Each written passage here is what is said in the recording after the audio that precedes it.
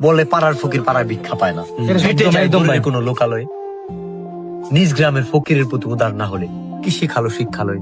আমার গ্রাম বলবে, আমার জেলা বলবে তুমি এলাকার জন্য কিছু করো না, জেলার জন্য কিছু করো না, কিন্তু দিন শেষে আমি এনে ভিক্ষা করলে হাত পাতলে টাকা পাই না, অথচ ভিক্ষা করে আমার এখানে আনতে হয়।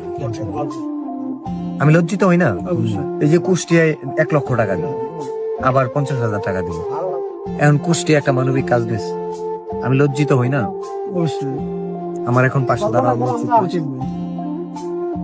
এই যে সিরাজগঞ্জের ভাই ব্রাদাররা মানবিক কাজে উদ্যোগ নিস, আমাদের পাশে দাঁড়ানো উচিত না?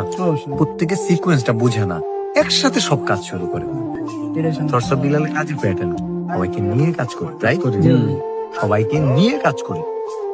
এখন এই জায়গাটা ধরেন ময়লা আছে, জায়গাটা একটা মাঠ দেখবেন, স্কুল মাঠ, বলবে অ্যাসেম্বলির পরে অনেক সময় আমাদের সাথে হয়েছে যে মাঠটা পরিষ্কার হবে, অ্যাসেম্বলি করার পর শেষ যে 5 মিনিট আমাদের মাঠটা পরিষ্কার হয়ে যাবো, তো এক একজন যদি একটু করে ময়লাও নেয় মাঠটা পরিষ্কার, রাইট? কিন্তু একটা মানুষকে ওই মাঠটা পরিষ্কার করতে দিলে অনেক সময়।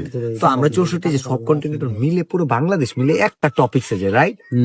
সাইমনের জন্য পুরো বাংলাদেশ মিলে কাজ করছে, করিমের জন্য পুরো বাংলাদেশ নিয়ে কাজ করছে, একা নয়।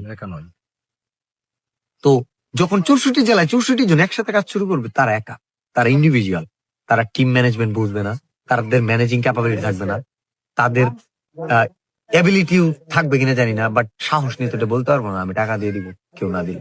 একটা জেলায় যদি আমি মানবিক কাজে 10 লক্ষ টাকা দিয়ে থাকি, 64 জেলায় 6 কোটি 40 লক্ষ টাকা, 6 কোটি 30 লক্ষ টাকা আমার কাছে পায়।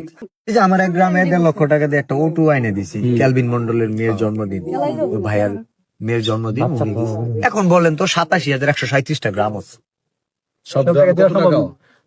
ওইসব গ্রামে কি আমার ফ্যান ফলোয়ার নাই? ওইসব গ্রাম থেকে মানবিক কাজে অনুদান আসে।